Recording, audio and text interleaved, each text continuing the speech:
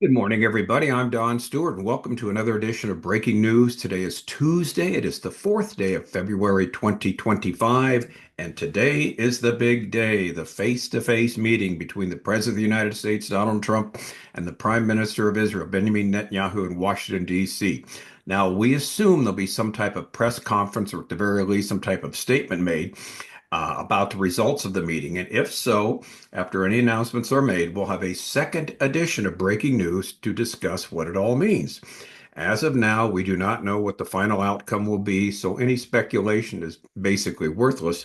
So, what we're looking for is an answer to one question, and that is what comes next after the first phase of the ceasefire / hostage release is over.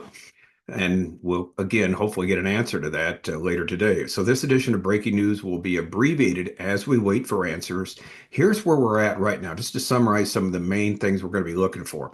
Number one, Netanyahu yesterday in Washington, D.C., met Witkoff, that's Trump's representative, but no specifics were given about the meeting. What they said, just that it was a friendly meeting, and that was it, setting the stage for today, Trump and Netanyahu one-on-one. Now, we also know this, though. Israel will send a delegation to Doha Qatar later this week to discuss phase two of the ceasefire deal. That was one of the things that they asked Netanyahu to do.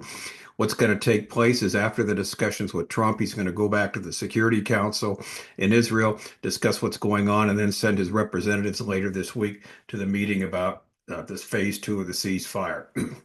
Now, on the other hand, we have a story about Hamas. They assume the next phase of the ceasefire / hostage deal will have Israel abandoning Gaza and a permanent ceasefire put into place, which, of course, they're very happy to have that happen so they get back into power. Now, Netanyahu, of course, wants the fighting to continue because the goals are not met. Hamas has not been defeated militarily. They're still there ruling in Gaza, and they need to be removed. Now, these are just some of the many issues that we hope to get an answer to today after the Trump Netanyahu meeting. So let's look at these headlines real quickly here. Number one, Netanyahu meets Witkoff, Israel to send delegation to discuss phase two of the hostage deal. The Prime Minister's office said the meeting was positive and friendly. Israel's preparing to send a delegation to Doha to discuss further implementation of the hostage deal. They met yesterday, Monday. Witkoff is U.S. national security, he's a special envoy to the Middle East. Witkoff, also the U.S. national security advisor, Mike Waltz, was there at the meeting, and they discussed, the whole situation there. They said the meeting was positive and friendly.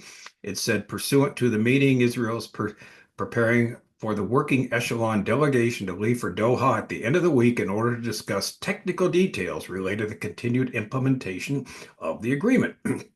Statement further said that upon his return from the U.S., Prime Minister Netanyahu will convene the Security Cabinet to discuss Israel's overall positions regarding the second stage of the deal, which will guide the continuation of negotiations. And today, of course, Netanyahu will meet U.S. President Donald Trump at the White House. The two are expected to discuss the hostage deal and ceasefire with Hamas, as well as the issue of normalization between Israel and Saudi Arabia. Meanwhile, Qatar's foreign ministry spokesman said Monday night that the Israel delegation was supposed to arrive in Doha, I guess yesterday, to begin negotiations on the second phase of the hostage release deal. Israel delegation now, like we just said, is scheduled to arrive later this week. Now, this is all we have from yesterday. No real specifics are given, none. But it's interesting. Here's what Hamas is saying, and talk about something totally different. Headline number two, Hamas official.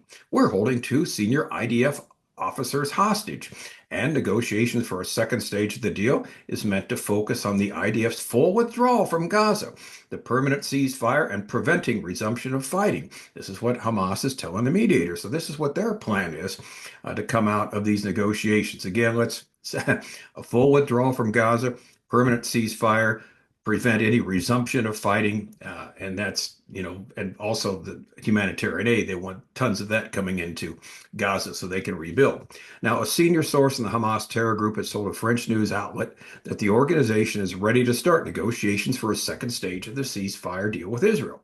According to the source, the talks will focus on a number of central issues, including a permanent ceasefire, preventing the resumption of the fighting, and with the withdrawal of the Israeli Defense Forces from Gaza, including the Philadelphia corridor, and an agreement on the criteria for releasing Palestinian terrorists. The source added that the Al-Qassam battalions and the Gaza terror groups are holding a number of senior IDF officers and soldiers hostage. And that's one of the interesting things. This supposedly would not take place, the release of these senior officials, until the second phase is underway. And again, according to Hamas, this will only happen if there is an agreement for the Israel to leave Gaza completely, the permanent ceasefire, and withdraw all its troops.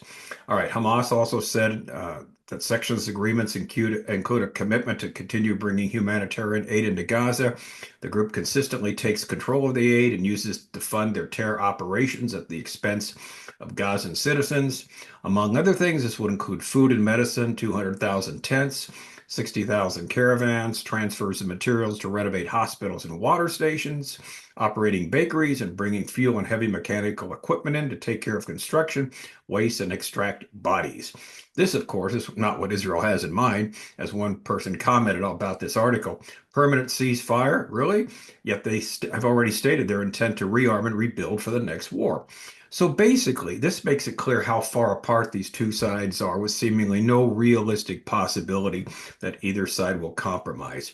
This is why Israel insists that the war must eventually continue so their goals are met. So here's the big question. What is going to happen? Because this is going to change the face of the Middle East. This is going to set the tone for the future for years to come. So like we said, it's really a huge deal and a huge day. Now, we hope to know the answer to these questions and other questions like this later today. And once we do, we'll get back to you with the results. So please pray in the meantime, because like we said, this is huge. And we'll probably be taking quite a few episodes of breaking news to break down what was said, to discuss the ramifications. But the big key is how it all fits with last day's Bible prophecy and how it falls into place. And like we always say here on breaking news, first of all, the stories we do have only something to do with last day's Bible prophecy. We just don't talk about politics or just headlines in the news for headlines' sake. It's fitting how it fits with what the scripture says will happen at the time of the end. And again, we always start with what we know for sure. And what we know for sure is the end game. Jesus Christ will return. He will set up his kingdom. And the Bible talks about a number of events that'll take place before this, before the coming of Christ. And we've listed them. In our book, 25 Signs, we're near the end. And our book, Look Up, a timeline of 50 last days events, and basically explaining what the scripture says is going to happen at the time of the end. So we always base our conclusions on what we know will eventually take place. And like we say, we know what the last chapter of the book says, the last act of the play, the last scene of the movie. We know it's going to work out. We just don't know when and how it's going to get there. We know what's eventually going to happen. And that's the good news. And that's what we're excited about. So anyway, this is all free downloads. The material I mentioned, these books from our website, Educating Our World. Everything we have here on this ministry is free from our website. Please take advantage of it. There's no obligation. We want you to have the material to understand what is going on. All right. Well, hopefully we'll be able to get back to you later today with some types of answers, with many, many questions that are, floating around right now with respect to what's going to happen in the immediate future and the long-term future with Israel, the United States, and Gaza. Until then, I'm Don Stewart. Thanks for watching, and may the Lord, as always, richly, richly bless.